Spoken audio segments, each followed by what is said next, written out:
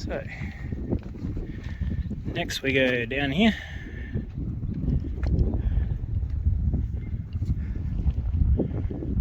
All the way down there. That's the end of course 3.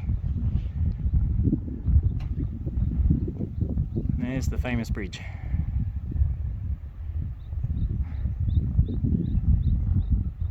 So according to a sign back there, 1.8 kilometres to go. There's a nice little crow.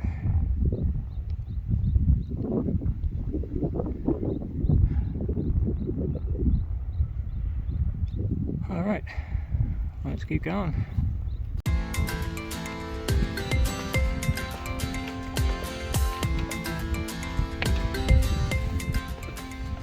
Welcome back to part 4 of my hike down Geumodo, South Korea. I hope you enjoy.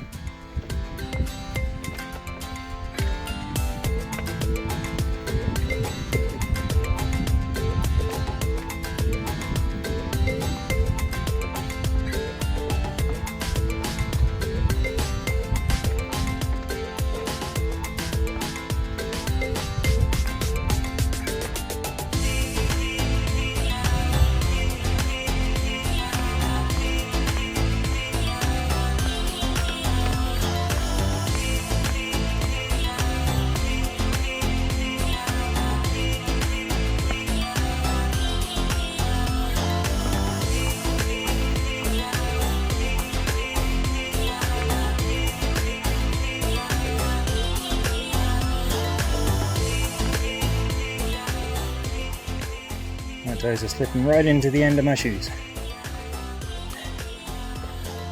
I think my feet will be a size shorter by the time I get to the bottom of this hill. Going down and down. Oh well. At least the view at the top was nice in the end.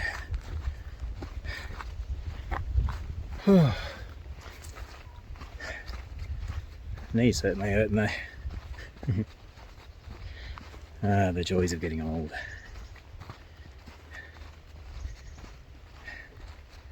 Still,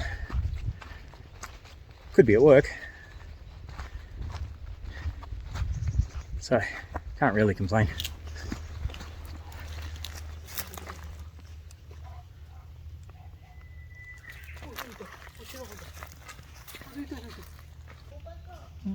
He's gone. Cute little snake. Not sure if I caught him.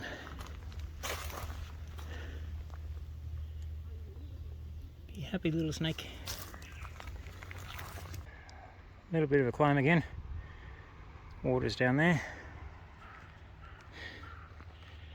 And here we come to one of the highlights of this course. The reason this course is one of the favourites. Even though it's so damn difficult. Even though it's so short.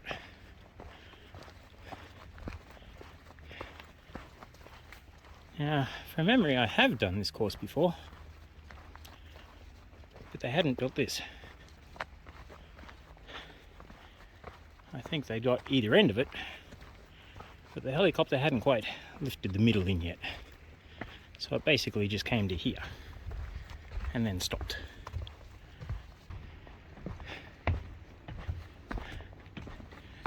So, the bouncy bridge.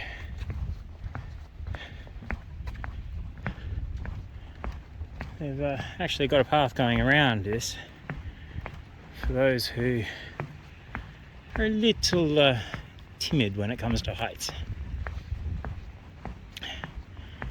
And honestly, if you are a bit afraid of heights, probably a good reason you'd want to go around.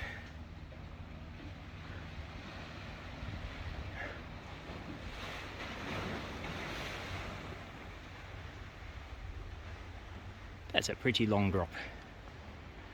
Right in the middle of the bridge, a very bouncy bridge by the way, we have a glass bottom. Quite scratched up now, it's a bit hard to see.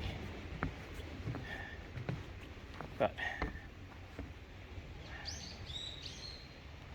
not sure if you can see.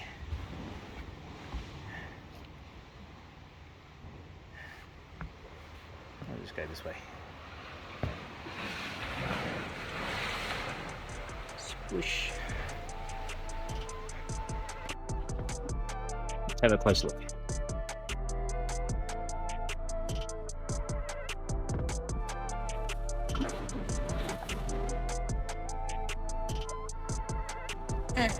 Swing around to the other side.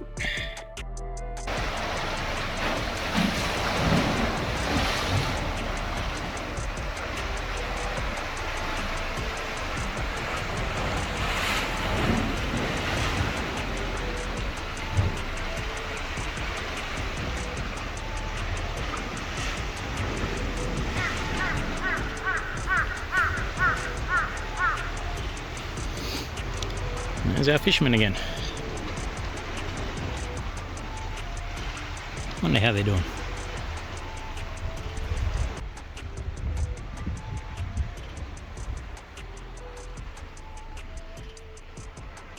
That's where we came from.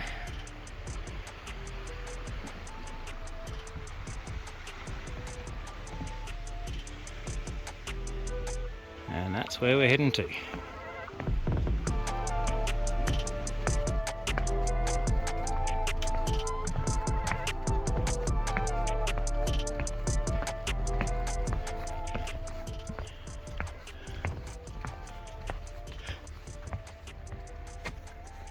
.1 kilometre. Once more, that'd be as the crow flies. Elevation has nothing to do with it. Okay, once again, down we go.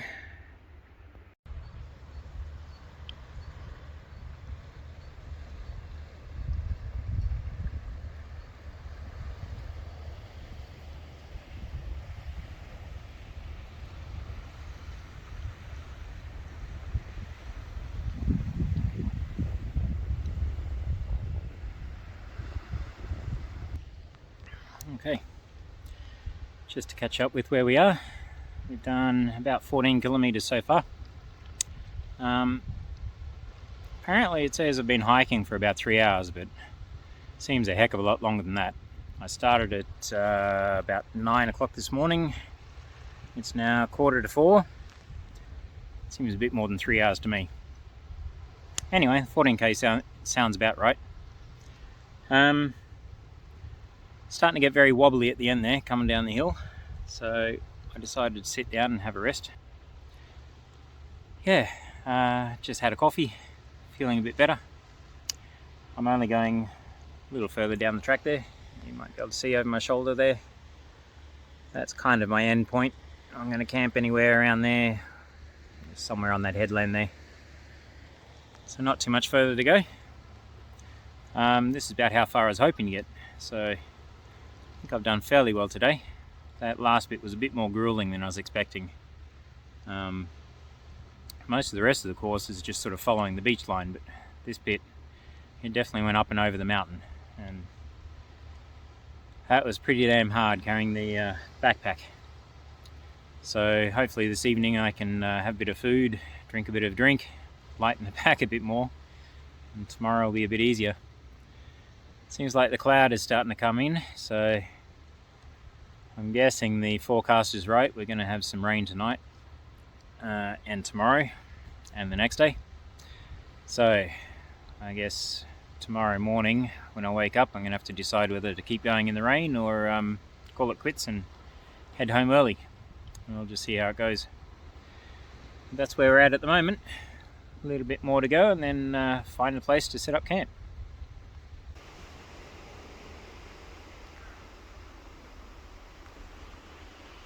One little interesting fact about me, I'm colourblind to reds and greens.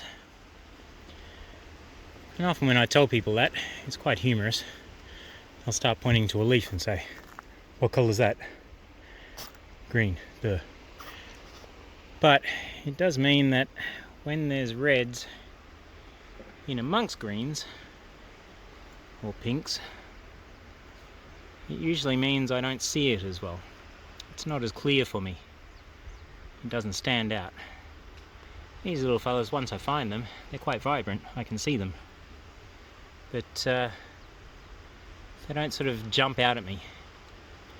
A few seconds ago I just saw some people walking past and they have what's essentially a wild strawberry, and that's the wild strawberry plant.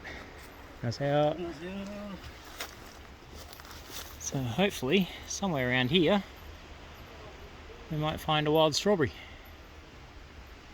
They're all a bit young though. I might have to go and find a more mature plant.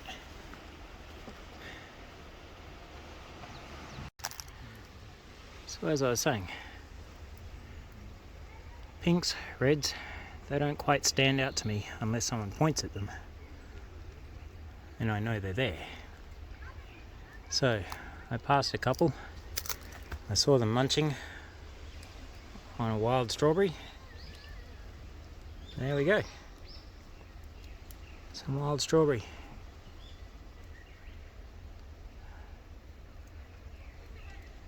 They're a bit hard to find, but when you find them, they're yummy. So I might grab a few, throw them in my water, just to give it a nice taste.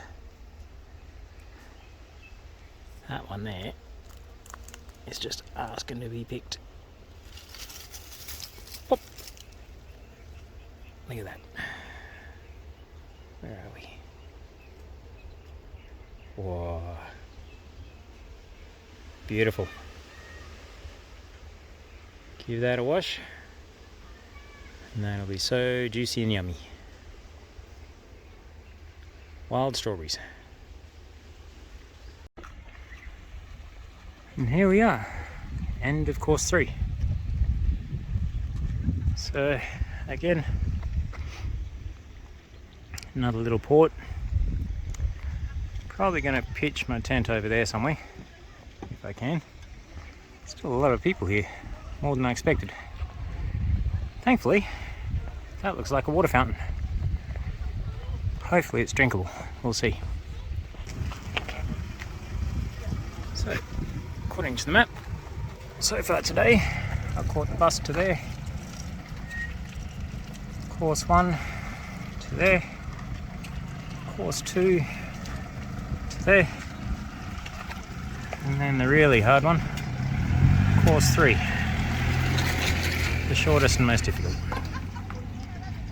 So I'll camp out here tonight, and tomorrow, if it's not raining too bad, go down there, and all the way down to Andor. If not, we go from here to the main town and all the way up back home again. We'll just see how it goes. So that's Geumodo and Andor. That's our hike.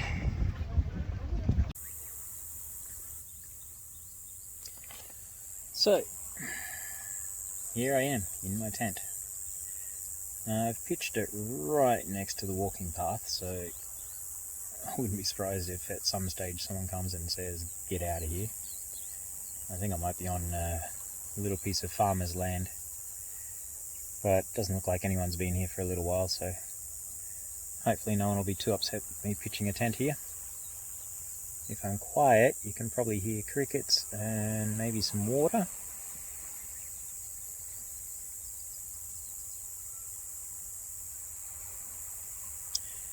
So yeah, I'm right next to the ocean. I'll hop out of here and show you where I'm pitched. So,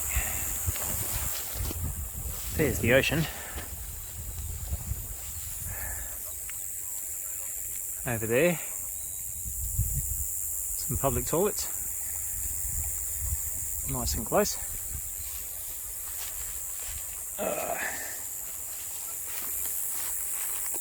That's my little tent. That's the field.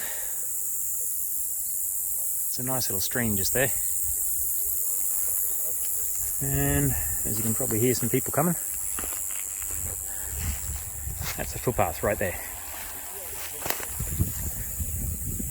Probably a little too close for comfort, but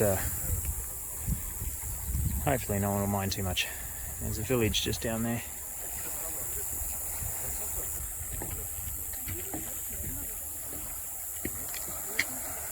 So in about 2 hours we'll have a sunset just over there. Except with this cloud cover, I can't imagine there's going to be too much of a sunset. We'll have to see.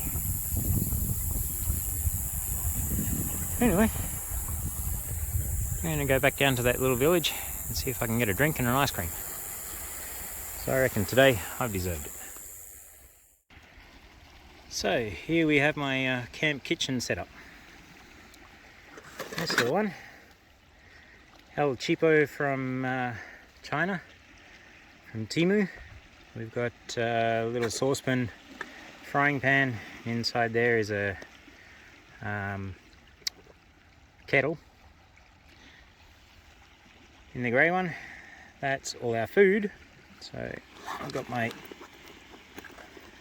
Swiss or French, I'm not sure which, MREs. So tonight, maybe some chicken ratatouille. Sounds good. In this one, I've got a few cooking utensils, a bit of coffee, things for washing up, some tea, bits and bobs. And same for this one. In here I've got my little gas stove. Won't actually need it with the MRE because it has a little packet and a heat pack that heats everything up with just a bit of water. But maybe I'll have a cup of tea after. So yeah, my gas. And in here, this tiny little thing is my little gas stove. Just sits on top. And the pot can sit on top of that. And this is my kitchen. I've never done this before, so this is going to be a learning experience, but apparently if we take this food, our chicken ratatouille, we put it in this bag with the little thing inside of this bag and a little bit of water, there's going to be a chemical reaction and it's going to heat up our food. So let's see if it works. Just closing the bag. This one takes 2 hands. There we go. Okay. Well, there's bubbles. The bag is definitely expanding.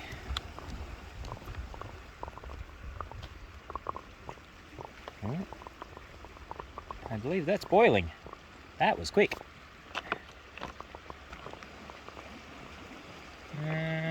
It's not hot yet. I'm guessing very soon it will be. I think we leave that in there for a few minutes and it'll be hot. Let's see how it goes. I'll come back in a few minutes. Hopefully it hasn't exploded. So, still bubbling away. Sorry about the noise in the background. Scuba divers are finally coming home. Yeah, it's bubbling away, and it's down here is very, very hot. Too hot to touch. Up here is cold. So, who knows if it'll be enough to heat up the food, but hopefully it will. Food pack does say you can eat it cold or hot, so I guess lukewarm will be fine too. Leave it for a couple of more minutes and we'll give it a taste test. Alright, all done. Just open the pack. She looks nice and spicy. Grab my spoon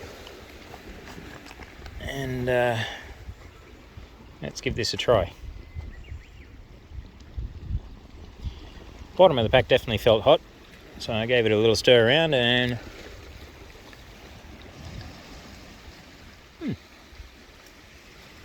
not exactly hot. Definitely warm enough to eat though. Tastes pretty good too. So I think that's me for the night, guys. I'm going to have dinner, settle down and have a sleep. So I'll say goodbye here, unless something else happens. Like I get absolute torrential rain and almost get washed down the hill into the water. But we'll see how we go tonight. Okay, good night. See you tomorrow. Well, good morning, folks. As you might be able to see by my gear, and maybe here, the rain has come. Unfortunately, the forecast is looking at turning from rain into storms later on today. So I think I'm going to have to call it quits, pack up and get out of here. Sadly, the trip is cutting short day by day. I've still got to hike about 2 kilometers up the road to catch the bus. So I think by the time I get up there I'm going to be pretty drenched. But I guess that'll be my little bit of Scotland training. So this will be the end of the hike. Thanks for watching if you watched this far. And hopefully I'll see you on the next one. Bye. Well, that's camp packed in record time. But I still got drenched. And everything in my backpack is too. And that's the weather today. How lovely. Alright, here we go. Time to go find a bus. Wish me luck. Bye everyone. And that was the end of my Geumodo hike. Thanks for watching, I hope you enjoyed, and I'll see you next time. Bye.